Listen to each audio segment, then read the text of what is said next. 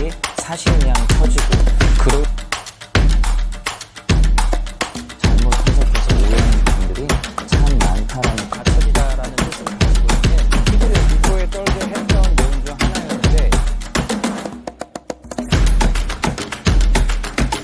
안녕하세요, 강원석 목사입니다. 성경 오해에 답하다 12번째 시간, 우상을 파괴하라 라는 말씀을 가지고 함께 나누도록 하겠습니다. 요즘은 이런 기사들이 예전보다 덜한 건 사실인데요. 예전에는 이따금씩 사찰에 가서 땅밟기를 하거나 아니면은 단군상에 목을 베거나, 어떻게 보면 기독교인으로서 이해할 수 없는 행동들, 이런 행동들이 지속적으로 자행이 되었습니다.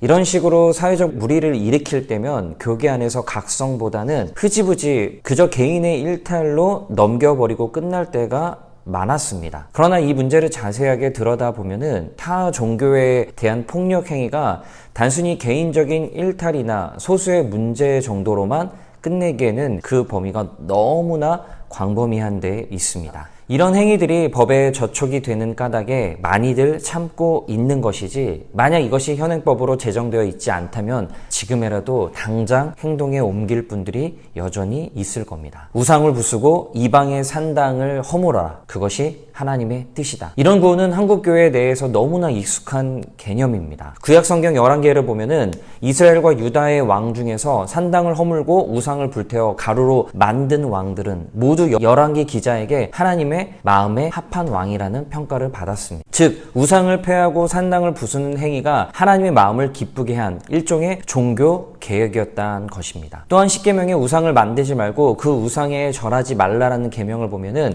우상을 파괴하고 이방 종교의 터를 부순 행위가 성경적이라고 생각할 수 있습니다. 실제적으로 근본주의 선교단체나 교회들에서 그런 모습을 쉽게 찾아볼 수 있습니다. 그러나 이것은 성경의 지극히 단편적인 모습이며, 더 나아가 그 계명의 주어를 제대로 찾지 못한 결과입니다. 우상을 허물고 이방 산당을 부셔야 하는 것은 맞는데 엉뚱한 곳에서 그것을 하고 있습니다. 율법은 기본적으로 이스라엘과 하나님 사이의 계약입니다. 시내산 언약이라고 할 수 있는데 우리가 아는 십계명도 이 안에 들어 있습니다. 시내산 언약의 핵심은 나는 너희의 하나님이고 너희는 나의 백성이 될 것이다 입니다. 과거에 애굽에서 종살이하던 노예의 신분의 히브리 사람들이 시내산에서 하나님과 계약을 맺은 후에 하나님의 백성이자 제사장 민족의 신분이 되었고 이스라엘이라는 이름도 받았습니다. 이후 이스라엘은 가나안 땅에서 다른 이방 민족과 구별되어 하나님의 성품인 정의와 긍휼과 공평, 인자와 진실을 따라서 살아야 될 책무와 의무를 안게 되었습니다. 그래서 다양한 규정을 통해서 그것을 구체적으로 어떻게 지키고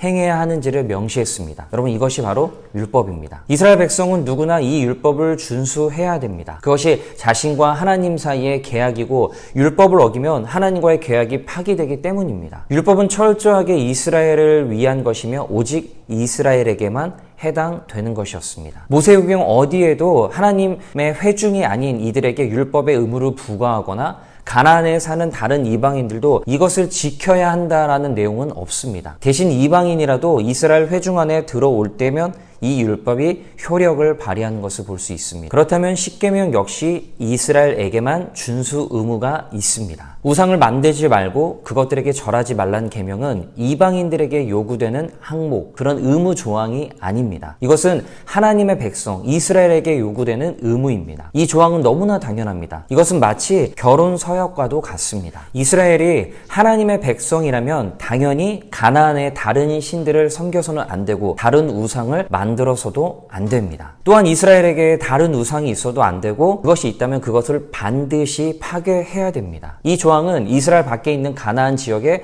다른 사람들에게는 전혀 해당 사항이 없습니다. 이것은 오직 이스라엘에게만 해당되는 규정입니다. 이를 오늘날의 상황으로 설명하자면, 교회 안에서 성도로 살아가는 이들은 자신의 삶에서 하나님 외에 다른 우상을 섬기거나 성경의 가치가 아닌 세속적인 가치를 따라서는 안 된다는 의미를 가지고 있습니다. 성경에도 성도는 하나님보다 돈을 더 사랑할 수 없다고 했는데, 하나님보다 재물을 더 사랑한다면 그는 우상 숭배를 하는 것입니다.